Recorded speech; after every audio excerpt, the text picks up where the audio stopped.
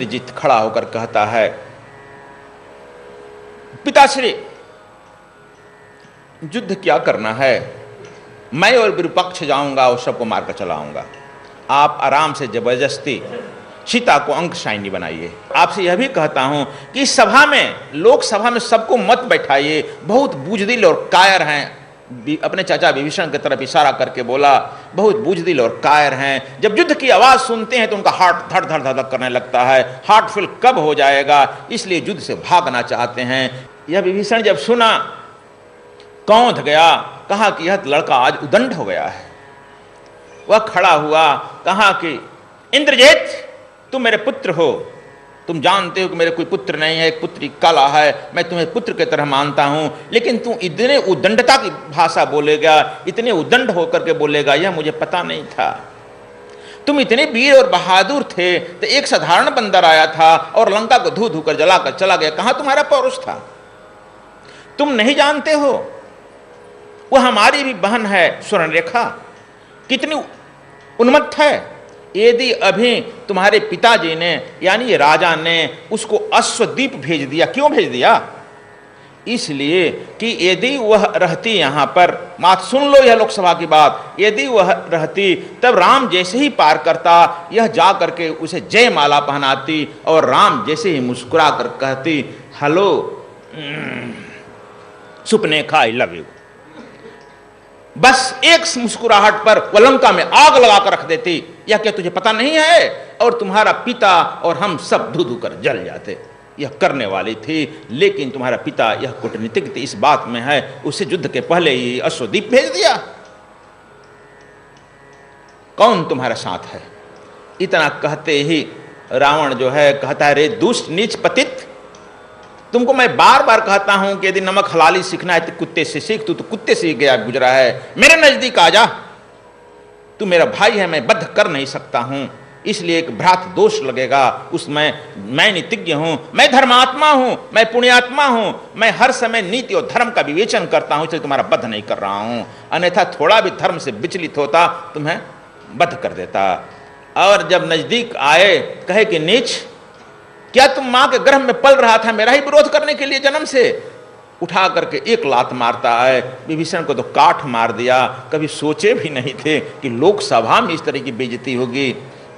और जब तक से काठ की मूर्ति बनते हैं तो दूसरा तीसरा चौथा लात पर लात प्रहार हो रहा है और विभीषण कोई प्रत्युत्तर नहीं देते हैं। लेकिन वह कहता है, अरे मूर्ख भागता कहीं नहीं है, देख एक मैं तुमसे कह रहा हूं, तुम जैसा कपटी और धूर्त कंगाल हो उसी तरह से तुम धूर्त और कपटी कंगला के पक्ष में जाकर मिल जा मेरा साथ, जहां छोड़। विभीषण पैर पकड़ करके कहते हैं कि भैया मैं अंतिम दांव तक आपका और लंका का भला चाहता हूं। कहा कि तुम्हारा भला मैं नहीं चाहता हूं, भाग जा। विभीषण लोकसभा से बेइज्जत होकर निकलते हैं, रथ पर बैठते हैं, सारथी लेकर आता है। जब घर आते हैं उनकी पत्नी शर्मा जब देखती है कि एकदम यह मायूस हैं, उनको पलंग पर लेटा देती है, पूछती है क्या हुआ नाथ? कहा कि जरा इशारा करते हैं अपनी पुत्री कला को बाहर जाओ। कहा क्यों? कहा कि पुत्री जवान है, सब बात उसको नहीं जानना उचित है, यह भी बात समझो। विभीषण इशारा करता है नित्य की बात, पुत्री जवान हो गई है इसलिए सब बात देवी नहीं जानना चाहिए। जो हम और तुम खून की घूंट को पी सकते हैं वह उद्विग्न हो सकती है उस बात से, उसका भविष्य अंधकार में हो सकता है। सुनो, धीरे धीरे सारी बात कह दिए। आज मेरी इस तरह की पूजा हुई है लोकसभा में, तब मैं क्या करूं? इसके बीच अपने मंत्रियों को बुलाते हैं, शार्दुल वगैरह जो 4 मंत्री थे सब आए। उन्होंने पूछा कि तुम लोग का निर्णय हो रहा है? पत्नी कहती कि मेरी तो निर्णय यही है कि आप यह देश छोड़ दीजिए। अब मैं पची और आपकी पुत्री हम लोग किसी तरह से यहाँ सद्वीप संगठन जो किए हैं गोपनीय ढंग से यहाँ रह जाएंगे, आप यहाँ से निकल जाइए। लेकिन यह कहते कि मैं जाऊं तो कहाँ जाऊं? जो रावण का मित्र देश है वह मुझे रखेगा नहीं रावण के स्थिति को देखकर। दूसरा राम के जो मित्र हैं वे मुझे रखेंगे नहीं, हम तो किधर के भी नहीं होंगे ना। सारे मंत्रीगण इसके सलाह करते हैं, कहते हैं कि नहीं आप राम के ही दल में जाइए, राम के साथ ही रखिए। जब यह जानते हैं आप कि आप भी विश्वामित्र के एक नक्षत्र हैं, यह हनुमान जी ने आपको दीक्षा भी दे दिया है, तब हनुमान जी आपको मदद करेंगे और राम की शरण में ही जाइए। आपके राम के शरण में जाने से एक फ़ायदा है, रावण का नाश होगा लेकिन लंका में उपद्रव नहीं होगा, लंका की रक्षा होगी, लंका की जनता की रक्षा होगी, लंका के धन संपत्ति की रक्षा होगी। इसलिए लंका के हित में आप चले जाइए और राम के पक्ष में मिल जाइए। इनके मंत्री भी देते हैं सलाह, इसलिए उचित सलाहकार रखना चाहिए मंत्रियों को। इसलिए तब कहते हैं तुम इतना गोपनीय ढंग से हमारे समुद्र पार करने की उपाय करो कि ये लंकापति को पता नहीं चले, अन्यथा मुझे गृह बंदी बना लेगा। अभी अभी एक गुप्तचर आकर कहा कि आपका होम मंत्री का जो था पद, यह जो है जब्त कर लिया गया और अभी जो है अपने पुत्र इंद्रजीत को दे दिया गया, शपथ हो गई। आते ही आते तब एक मुकुट साधारण आदमी के तरह ये पार करते हैं। पार करके जब पहुंचते हैं ये इधर, तब यहाँ भी इनके जो है बांदरी फौज इन्हें पकड़ लेता है, रावण का भाई विभीषण। और यह राक्षसों की माया कोई जानता नहीं है, राक्षसी माया बड़ा विचित्र होता है। रावण भी इसे मारते समय कहे हैं, जो विभीषण की भूल नहीं ला पा रहे हैं, मम पुर बसहि तपस्नि पर प्रीति, सठ सठ मिलु जाय तिन्हि करुनीति, असि कही गही चरण प्रहारा, अनुज गहे पद बारहि बारा। रावण जो कहा है कि सठ मेरे साथ रहता है और तपस्वी दरिद्रन के गुणगान करता है, जाकर मिल जाओ। तब यह जो है अति गोपनीय ढंग से आकर के मिल जाते हैं। जब आते हैं तब इनके भी बंदर सब घेर लेता है। राम के यहाँ सूचना दी गई, तब चारों तरफ से 10-12 इनके सैनिक घेरे हुए राम के यहाँ जब लाते हैं, राम पूछते हैं, कपिन विभूषण आवत देखा, जाना कोई रिपु दूत विशेखा। कपि जब देखते हैं कि यह कोई आ गया तो यह जरूर कोई विशेष दूत हो गया है। राम कहते हैं कि नहीं, इसे मारो मत, मेरे साथ लाओ। और ये कहते हैं कि हम प्रभु शरणागत आपके हो रहे हैं। सारी घटना कहने के बाद कहते हैं हम शरणागत हैं। तब भगवान राम कहते हैं, कोट विप्रबध लागई जाऊं, आए शरण तजहूं नहीं ताहूं। कहते हैं कि करोड़ों विप्र को जो मार करके आता है और मेरे शरण में आ जाता है, त्राह गिर जाता है, मैं उसको नहीं छोड़ता हूँ, अपने शरण में रख ही लेता हूँ। इसलिए इसे अपने शरण में मैं रख लिया। अब कहो भाई विभीषण। अब विभीषण से कहते हैं कि अब तुम कैसे आना हुआ। तो विभीषण सारी बात जब कह देता है, कहता है कि हम लंका के रक्षा के लिए आए हैं, लंका के तरफ से आए हैं, सब लंका के गुणगान कह रहा है। तब उग्र होकर के लक्ष्मण जी कहते हैं, आखिर तू चाहता क्या है, तू चाहता क्या है, साथ सच तो बोल। लक्ष्मण जी का हरदम उग्र रूप रहता है। तब भगवान राम कहते हैं, लक्ष्मण चुप रहो, हाँ भाई बोलो क्या है, क्या तुम हमारे साथ लंकेश ऐसे रावण के खिलाफ युद्ध करेगा या नहीं करेगा। कहा कि युद्ध करेंगे। क्या चाहता है फिर, क्या अब तुम्हारा भी परिवार युद्ध में आ जाए, तुम्हारा पुत्र है। कहा कि प्रभु एक पुत्र है, लेकिन उसको हम नहीं माने हैं, वह रावण के साथ ही रहता है। कहा कि जब वह युद्ध में आ जाएगा तब। कहा कि उससे भी मैं युद्ध करूंगा। कुंभकर्ण आ जाए तब। कहा कि उससे भी करूंगा। वहां की भेद बताएगा कि नहीं। कहा कि सारी भेद बताऊंगा। तब क्या चाहता है स्पष्ट कह दो। मैं लंका की रक्षा चाहता हूं। कैसी रक्षा चाहता है। लंका की रक्षा यह चाहते हैं कि कोई भी सेना जहां जीतती है, पूरा फौज पहुंच जाती है और उस राज्य को लूट लेती है, उस देश को लूट लेती है, वहां के बहु बेटियों को बेइज्जत करता है, बलात्कार करता है, मार काट करता है। कहा कि यह तो हमारे साथ नहीं है। मेरे पिछले भी घटना देख कर आओ, जहाँ जहाँ हम लोग किए हैं, राज्य में देश में प्रवेश ही नहीं किए हैं, और कहीं की प्रजा तो मेरी प्रजा है, उस पर तो कोई उंगली नहीं उठा सकता है। हम यदि वही करेंगे तो हम में और रावण में अंतर क्या रह जाएगा। हम सद्वीप समाज की स्थापना करने चले हैं। तुम जानते हो सद्वीप समाज के यहाँ के नक्षत्र हो, जानते हो तो हाँ। तब बताओ गुरु विश्वामित्र की नीतियों को लागू करने पर तुम सक्षम हो या नहीं। कहा अक्षर सा सक्षम है। तब कहे तब उन्होंने कहा कि लक्ष्मण, हम वहाँ पर गए थे, जगह है रामेश्वरम से 12 किलोमीटर जगह पर है धनुषा, जो धनुषा बिल्कुल इस तरह से निकला हुआ है 12 किलोमीटर, 3 किलोमीटर समुद्र में निकला हुआ है, 3 तरफ से समुद्र है और धनुषा से जुड़ा हुआ है। धनुषा पर ही विभीषण जी आए हैं। कहते हैं लक्ष्मण से, जाओ जल लाओ समुद्र का। और समुद्र का जब जल लाते हैं, फूल लाते हैं, तब कह देते हैं कि कहु लंकेश सहित परिवारा, कुशल कुठार बास तुम्हारा।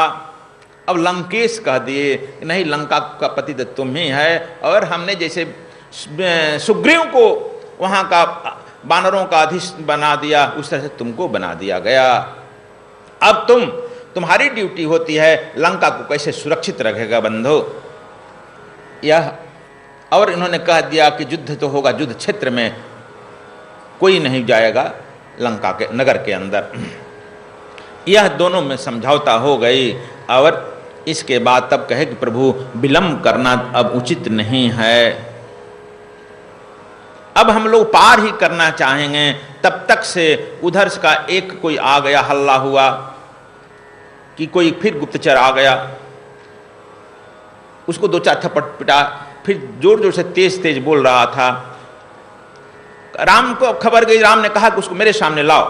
राम के सामने आया तो वह जोर से बुलाने लगा, इस कंगला तपस्वी के सामने मैं नहीं कुछ कहूंगा, यह कंगला है, दरिद्र है, राज से निष्कासित है, और हमारे राजा ने, लंकेश ने कहा है, रावण ने कहा है बातचीत समानता में होती है, इसे तो कोई समानता नहीं है, इस कंगला से मैं क्या बात करूंगा। इसे संदेश नहीं देना है, संदेश मुझे देना है बानरों के धीश जो सुग्रीव हैं, राजा हैं, उनको देंगे। और उन्होंने कहा कि बराबर पर देना है।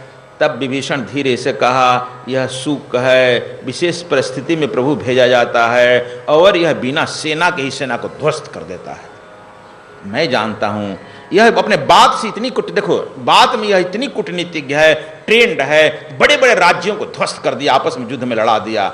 और रावण तो मात्र युद्ध लेता है। अब अंतिम यह अस्त्र सुख को भेजा गया है। देखिए यह कह दिया गया कि विभीषण जो है सुग्रीव आपसे अलग हो जाए, बानरी फौज आपको छोड़ दे। कैसे जोर जोर से बोल रहा है। राम सावधान हो गए। लक्ष्मण देखो यही गुप्तचर का अर्थ होता है। राम ने कहा कि ठीक है, इसे विभीषण के सामने भेजा जाए। विभीषण कह रहे हैं सुग्रीव के पास भेजा जाए, लेकिन सुग्रीव वहीं बैठे हैं, सब सामूहिक ही बरता हो, अलग एकांत में नहीं, सामूहिक बरता हो। देखिए सुग्रीव से जाकर कहा, खूब अदब के साथ प्रणाम किया, महाराज धीराजा को प्रणाम, खूब झुक करके प्रणाम किया और कहा कि महाराज कह रहे हैं कि यह बराबर में बात होता है, और ये कंगला जो है गृह से निष्कासित है, इसका अपना कोई जात नहीं, पात नहीं, पंथ नहीं, संप्रदाय नहीं, एक आदमी इसका अपना मदद करने वाला नहीं है, इस पृथ्वी का सबसे बड़ा पापी और निकृष्ट व्यक्ति है। तब तो इसके हितनाता भाई बंधु कोई नहीं आए हैं, और यहाँ आ करके अपने कूटनीति से, चलाकी से आपको फोड़ दिया है। आप जानते हैं कि आपके पिता श्री ऋक्षराज से हम लोगों की समझौता हुई है, और यह समझौता पर हम कायम है। महाराज रावण ने कहा है, महाराज सुग्रीव से कहो कि जब जोर जोर से बोल रहा है माइक पर, सारी बानर फौज सुन रही है, जाकर कहो कि जब मेरे साला मैं दानों को वह मार दिया तब मैं उसका लाश लेने नहीं गया और कोई विरोध नहीं प्रकट किया। यह संधि की बात होती है, और आदमी की, राजाओं की बात का ही होता है ना। हम लोगों में अगाध संधि, वो इतनी बड़ी संधि है, अगाध प्रेम है, उस प्रेम को हम बरकरार रखें। साथ ही यह भी कहे हैं, यदि आप उनके साथ हो जाते हैं तब आपको जो है समग्र बानरों की सम्राट बना दिया जाएगा, और विशेषाधिकार आपको दिया जाएगा लंकाधिपति के तरफ से। अब यह सुनते ही सारे बानरी फौज किम कर्तव्य मूड हो गया। अंगद, नल, नील, जामवंत सब सोचने के लिए विवश हो गए। बात तो ठीक कह रहा है ना, देखा यह बात की कूटनीति है। सब लोगों के अब अवाक, हनुमान जी थर थर कांपने लगे कि यह तो जो हम शक्ति से नहीं कर सकते हैं, यह तो बात से कर दिया। सारी बानरी फौज की कर्तव्य विमूढ़ हो गई, सर नीचे कर लिया है। बात तो ठीक कर रहा है, इसका एक आदमी भाई नहीं आया है, ये तो कंगाल है, इसको खाने को कुछ लाया भी नहीं है। लेकिन सुग्रीव जब राम के तरफ देखता है, राम चुप शांत हैं। इधर जो है लक्ष्मण जी अपना तीर धनुष तान लिए हैं कि मार ही डालूं इस सुख को, लेकिन भगवान राम इशारा करते हैं शांत चित्त रहो। यह कूटनीतिक लड़ाई हो गई, इसीलिए कूटनीतिकों को रखा जाता है। देखो शांत रहो, कूटनीतिक युद्ध शुरू हो गई है लक्ष्मण। जब विभीषण देखते हैं राम की तरफ दूर से उतने दूर बैठे हैं अपनी फौज के साथ, तब कहते हैं कि तुम ठीक कह रहे हो शुक, मैं तुझे पहचानता हूं, तुम बड़े कूटनीतिज्ञ हो। लेकिन एक बात सोचो, तुम कह रहे हो कि राम निष्कासित है, सुग्रीव भी निष्कासित है। राम की पत्नी को रावण ने अपहरण कर लिया है और सुग्रीव की पत्नी को बाली ने अपहरण कर लिया है। दोनों तो एक ही जैसे हैं। कहां वह तुम्हारा रावण था जब हम जंगल में भटक रहे थे, खाने बिना मर रहे थे? उस समय कोई संदेश नहीं दिया, कोई पूछा नहीं हमको। आज तुम हमारे मित्र बने हो, संधि का उपदेश लेने चले हो। राम जो हमारे दुर्दिन में, जब मेरे साथ कोई नहीं था, मैं मृत्यु को ग्रहण करने जा रहा था, उस समय इन्होंने मित्रता हमसे ग्रहण किया है, अग्नि की साक्षी देकर मित्रता। और उन्होंने हमारे ऐसे नीच आदमी को, पतित आदमी को, उन्होंने किष्किंधा का राज सौंपा है। यदि चाहते बाली को मारने के बाद मुझे भी मार सकते थे, और बाली से मैं ज्यादा नहीं था, उसके आगे तो मैं कुछ नहीं था, और किष्किंधा का राज कर सकते थे। लेकिन किष्किंधा में इन्होंने पैर तक नहीं रखा है और किष्किंधा का नव निर्माण शुरू हो गया है। आज तुम देख रहे हो जो सागरों की तरह लहरा रही है बांदरी फौज, वह इन्हीं का प्राण फूका हुआ है। जाकर अब कह दो, आगे वह समझौता ही करना चाहता है, नीच पतित। तो उस जानकी को लेकर के और उस भगवान श्री राम के चरणों में आकर त्राहि त्राहि कह गिरे प्रभु शरणा। जैसे विभीषण गिरा है उस तरह से वह भी आकर गिर जाए और उसे क्षमा किया जा सकता है। जब यह बात सुख सुना तो कहा कि अब तुम जा सकते हो लंका। कहा कि नहीं, एक निवेदन और है, एक निवेदन और है, सुन लीजिए। अंतिम प्रहार मारा। महाराज रावण ने कहा है कि तुम्हें संपूर्ण आर्यावर्त का चक्रवर्ती सम्राट नियुक्त कर दिया जाएगा।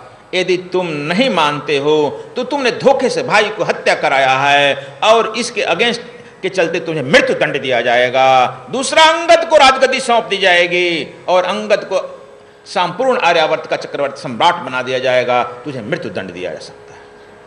अंगद की तरफ देखा, अंगद तुरंत दौड़कर आया, 2-4 लात मारा सुख पर और उसे गर्दन पर चढ़ गया मारने के लिए कि मार डालूंगा, तू हमारे ही घर में फूट डालने लगा। अब तुमको कहीं नहीं मिला, राम से फूट नहीं डाल पाया तो बाप बेटा में फूट डालने लगा। अरे मूर्ख कहीं का, तू हमको क्या सम्राट बनाएगा और हमको क्या, इन चाचा जी को मृत्यु दंड क्या देगा? तुम कह दो कि अंगद तुम्हारे लंका में धमक रहा है और रावण को मृत्यु दंड देने जा रहा है। सद्गुरु स्वामी कृष्णायन जी महाराज का छत्तीसगढ़ कार्यक्रम। सद्गुरु स्वामी कृष्णायन जी महाराज दिनांक 15 से 17 फरवरी 2015 तक छत्तीसगढ़ में उपस्थित रहेंगे। दिनांक 17 फरवरी 2015 को ब्रह्म दीक्षा का कार्यक्रम संपन्न होगा। दिनांक 17 फरवरी 2015 को सत्य सनातन यज्ञ का आयोजन भी किया जाएगा। सभी भक्तों और श्रद्धालुओं से निवेदन है कि सत्य सनातन यज्ञ में तन मन धन से सम्मिलित होवें। अधिक जानकारी के लिए संपर्क करें आचार्य संतोष शर्मा 093 00 90 3477, आचार्य पवन अग्रवाल 078 79 12 0006। सद्गुरु स्वामी कृष्णायन जी महाराज के साहित्य व प्रवचनों की DVD प्राप्त करने के लिए संपर्क करें 098 68 88 6830 099 68 430203। मानव जीवन में सफलता प्राप्त करने की ध्यान प्रथम और अंतिम विधि है। वर्तमान युग में भौतिक और आध्यात्मिक उन्नति को प्राप्त कर मानव सेवा की कला सीखें। सद्गुरु स्वामी कृष्णायन जी महाराज की अमृतवाणी में स्वर योग साधना कार्यक्रम आस्था भजन पर प्रतिदिन रात्रि 9:20 पर और आस्था चैनल पर प्रत्येक रविवार रात्रि 10:20 पर।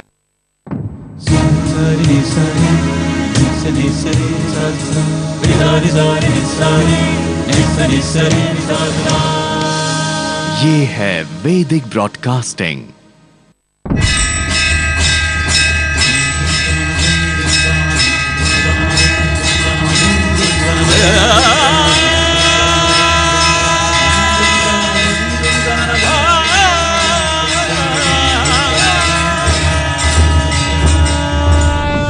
आस्था भजन संतों के संग।